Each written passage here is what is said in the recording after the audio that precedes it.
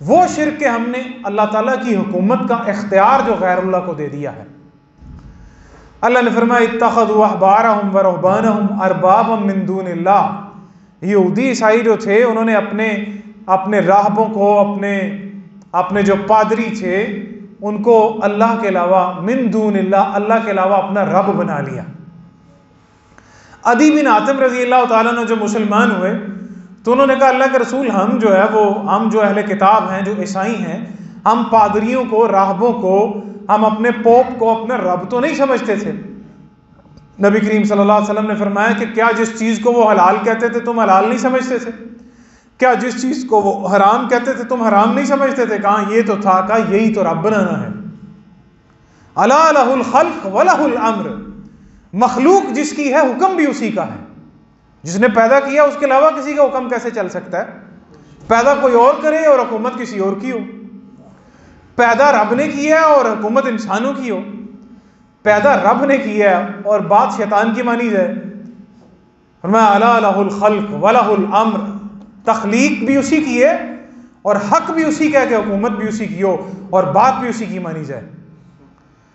اور فرمایا کہ من لم یحکم بما انزل اللہ فاولئک هم الکافرون، جو اس کے نازل کردہ احکامات کے مطابق فیصلے نہیں کرتے وہی تو کافر لوگ ہیں۔ حلال و حرام کا اختیار کسی کو دے دینا، اگر یہ شرک ہے جو اللہ نے کہا اپنا رب بنا لیا، حلال و حرام کا، تحلیل و تحریم کا اختیار کسی کے سپرد کر دینا، کسی انسان کے سپرد، کسی مقننہ کے سپرد، کسی سینٹ کے سپرد، کسی اسمبلی کے سپرد، کسی جمہوری نظام کے سپرد، اگر رب اس کو کہتا ہے یہ رب بنانا ہے تو مجھے بتائیں حلال و حرام کی جگہ پہ، دین کی جگہ پہ پورے کا پورا نظام ہی کوئی اور اٹھا کے لے آنا، یہ شرک اور کفر نہیں؟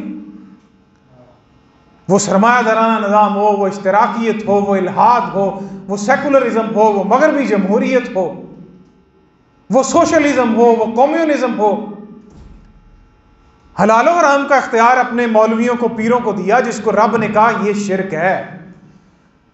تو حلال و حرام کیا پوری شریعت ہی اٹھا کے، پورا نظام ہی اٹھا کے کسی اور کے پلڑے میں ڈال دینا، جو یہ فیصلہ کریں گے وہ حلال و حرام ہے، تو کیا یہ وہ شرک نہیں ہے؟ ایک تو شرک وہ ہے جو ہم سمجھتے ہیں، سیدھا سیدھا سجدہ کرنا کسی میں اللہ کی صفات سمجھنا کہ یہ موت و حیات کا مالک ہے، یہ عالم الغیب ہے، یہ جناب مر گیا ہے تو پھر بھی ہماری مدد کر سکتا ہے، یہ غوث اعظم ہے، یہ سارا کچھ ہے۔ یہ تو وہ باتیں ہیں جو ہم آپس میں کرتے بھی ہیں اور سمجھتے بھی ہیں۔